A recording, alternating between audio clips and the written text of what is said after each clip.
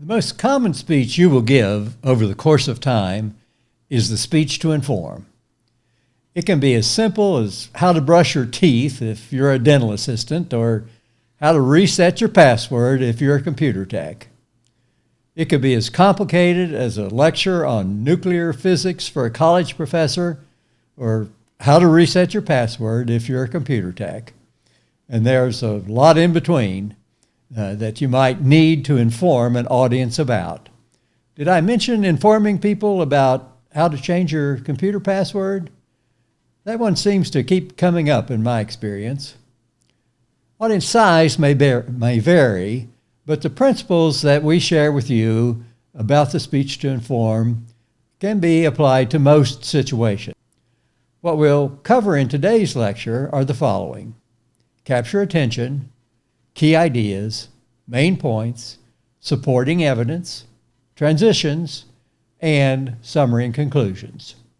Let's get started. The key idea of today's lecture is that you should be able to reduce your informative speech to one key idea. This is not unlike what you learned when you learned to write your first paragraph. Start with a topic sentence. Write it down. Refer to it often as you develop your remarks. Most of you have heard the term branding. Companies pay big money to get just the right word to describe a product, to put a brand on it. Finding the key idea of your speech is not that different. You may not always reduce your key idea to just one word, but the concept is certainly similar.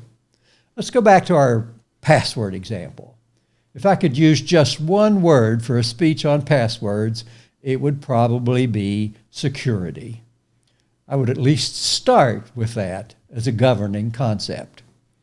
If I were to explore the concept of password security, what could be the main points of the speech?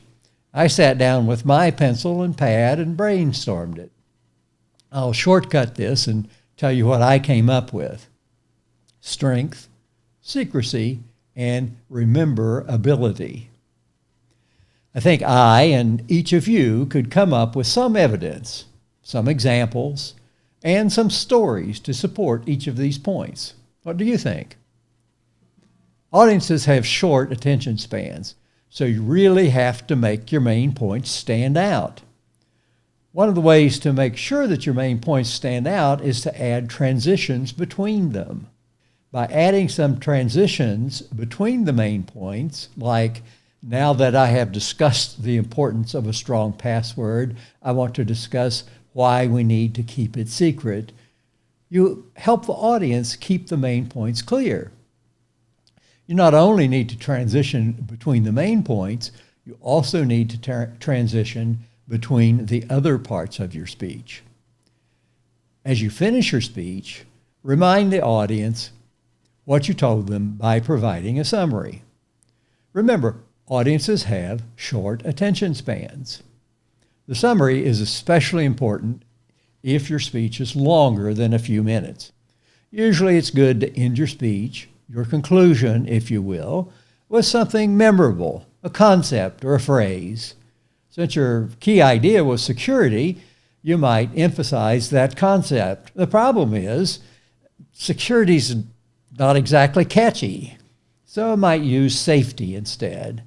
A takeoff on a common saying might be good, something like, let's stay safe out there.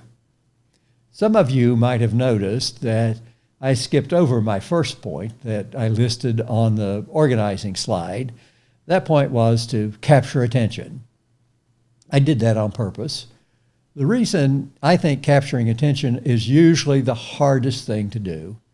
Generally, I do this last, after I've spent a good deal of time with my subject. Here's a tip. I recommend starting where you end. In other words, if you ended with stay safe out there, you may want to start with some variation of that phrase. Say something that emphasizes safety. I'll leave that to you. Since I am very cognizant of one of the things that I have said in the last 5 minutes, I'm going to end this lecture by again showing the organizing slide to reinforce the notion that audiences have short attention spans. Thank you.